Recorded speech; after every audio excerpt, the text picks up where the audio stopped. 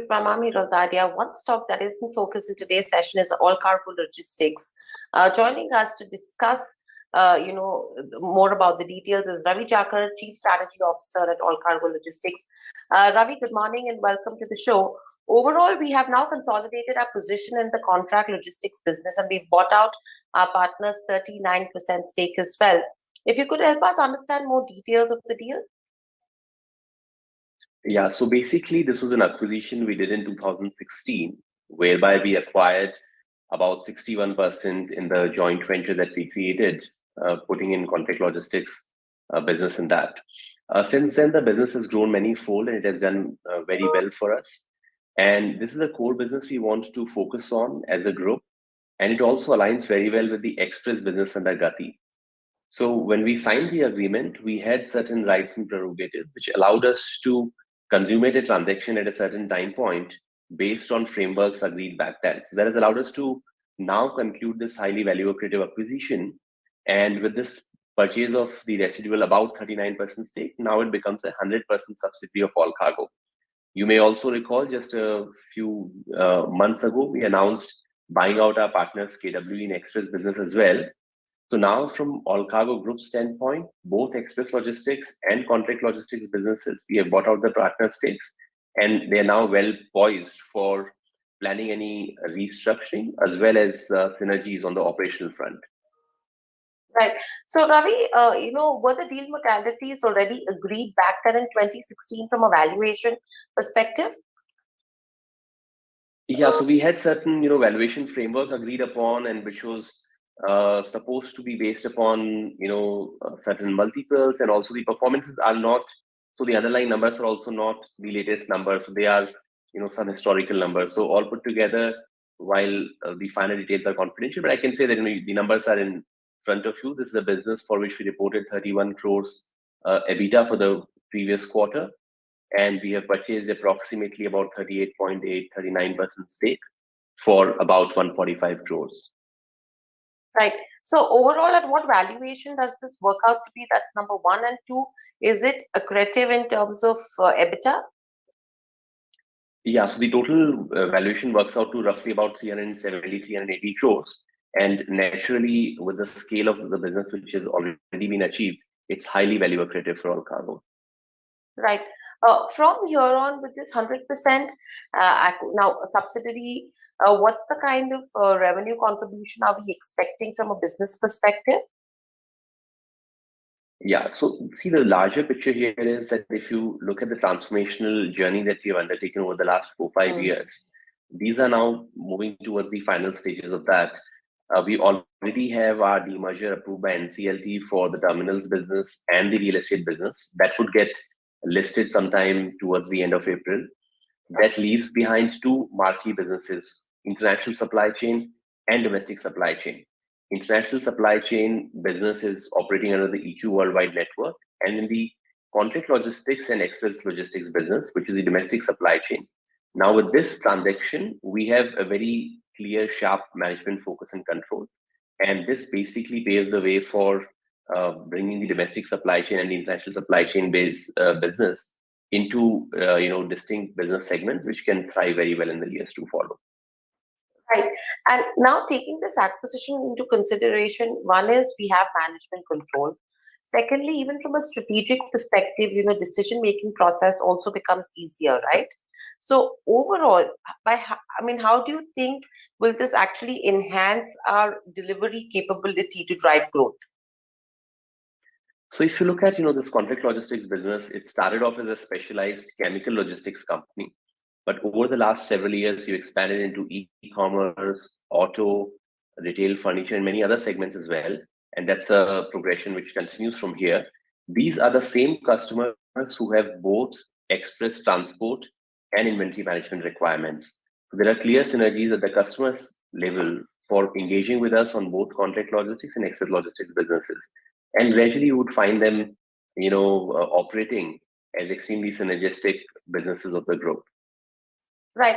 And how do you see that collaboration, between, as you just mentioned, contract logistics as well as express services? Because the impending acquisition of the stake in Gati also is something that will enable us to get a closer collaboration between the two businesses, right? So how are we going to leverage that aspect? Yeah, so I think you might be aware that a few months ago, the boards had also approved undertaking restructuring to bring these two businesses together. And as a prerequisite for that, we had to conclude some of these transactions so that we can have full control on what needs to be done in the best interest of the business. And that platform is now set with both acquisitions, KWE as well as the joint venture partners in contract logistics now consummated.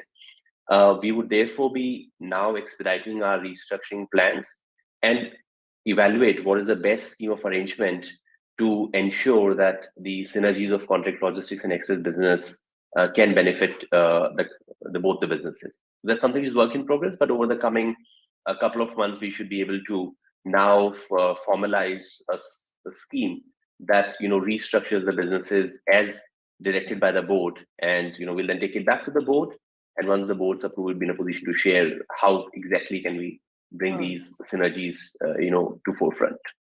Right. Ravi, the board has also approved sale of smaller non-core custom clearance business, right?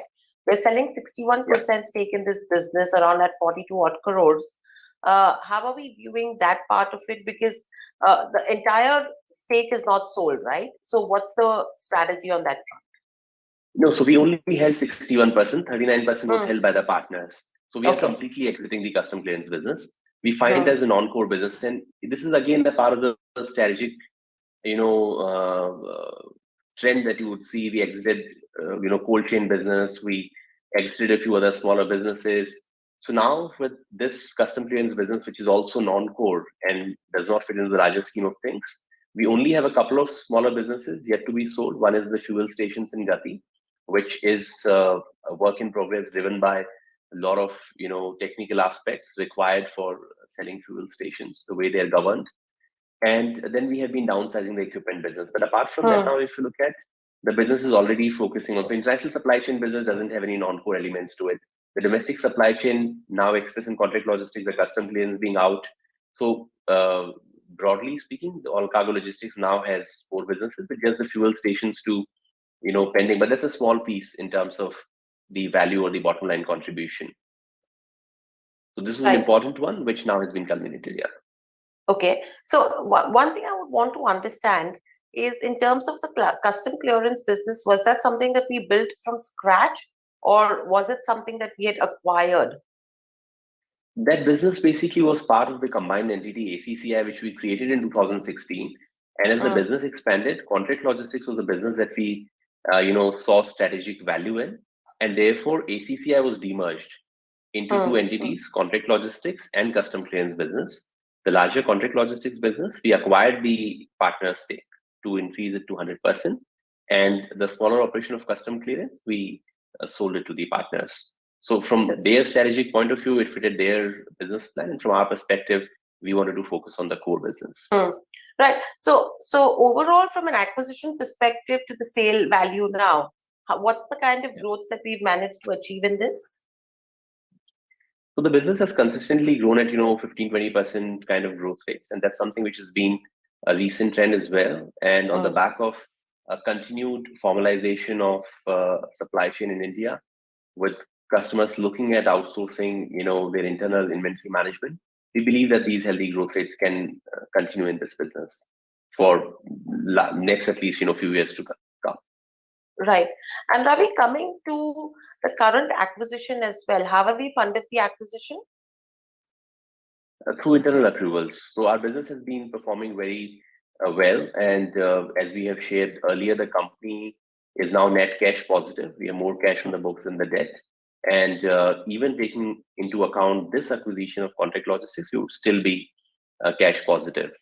And by the time we consummate the KWE transaction, we would have the additional month's earnings into play as well. So if you look at the 31st March 2023 view, despite all the expenses, investments towards acquisitions, be it the fair trade in Germany, be it the smaller Turkey acquisition, the contract logistics and KWE, we would still be at a consolidated group level, being in net zero debt.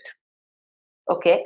And any other non-core divestment opportunities that we're looking at? And if yes, what's the kind of realization that we would see out of those? So, like I said, it's only the small business of fuel stations, which is a pretty, small part of the business. And apart from that, the equipment business, we have been gradually divesting our and reducing our capital employed. So that's something which, but that would now form part of the demerged entity Trans India. And from an Allcargo logistics perspective, nothing else to follow besides the fuel stations at a group level. The fuel stations and the equipment business is what we would continue to, downsize and sell. Right. And what's the realization we are anticipating out of it? All put together, looking at about 100, 150 crores from both these businesses over a period of time. Yeah. Right. And very lastly, Ravi, in terms of growth as well from here on, will we maintain to grow in that 15 to 20% range in terms of at EBITDA level on a quarterly basis? And from there on, taking into consideration the strategic initiatives, the focus areas now post the demerger, what's the overall FY24 growth that we could look at? Yeah, so on the contract logistics, on an annualized growth rate of about 15% is something which broadly is in the ballpark range, because it largely caters to the domestic requirements, which continue to remain healthy. On the overall business segments, we are driven by two aspects: the market share expansion and the underlying market growth. On the market share expansion, we remain very confident. We have been expanding our market share across all the businesses, and that trend should continue. On the underlying market environment itself, that's something which we all know, at least at this point in time, for the immediate term. It has its own challenges with the macroeconomic headwinds. But in the long term, 6-9 months down, we see the situation being normalized. How it plays out over the next 2, 3, 4 months, that's a short-term view which we'll have to play by the ear and see how it goes. Absolutely. So I think a good strategic initiative and moves that we're seeing as well by the company, and a lot of